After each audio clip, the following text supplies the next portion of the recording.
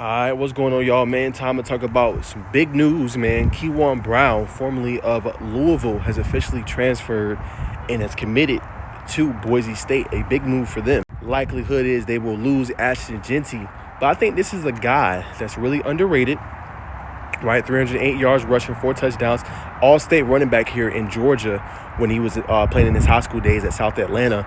And also he was an AJC Super 11, so the kid can play. And, I got a chance to see him when Georgia Tech played against Louisville, watching the game, and I thought he looked pretty good in that one as well.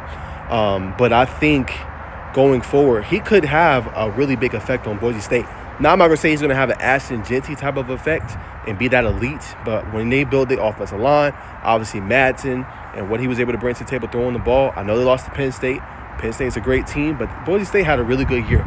Only 2 losses. I think they went 11-2 on the year. So when I look at everything, I think Keyjuan Brown could be potentially that featured back, or if they decide to go into a system where, they're sharing the workload, a couple backs being in there. Keyjuan Brown is really talented back, man. So I think he could potentially be dangerous for them moving forward.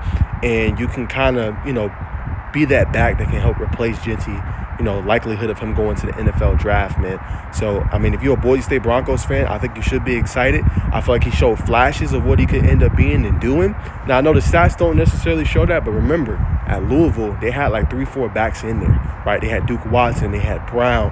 They had like 3 or 4 freshman backs in there getting a lot of playing time. So, he's kind of behind the curve. But when he got in there and he showed that burst and showed that thumping ability, right, and showed that balance, that contact balance, and being able to drop his shoulder, you saw the difference, in that offense, and why it was one of the better ones in the ACC this past year. But nonetheless, they were sharing the load with everybody. So I think this is a guy that could potentially have a big impact on the Broncos, and he's going to be one to continue to watch.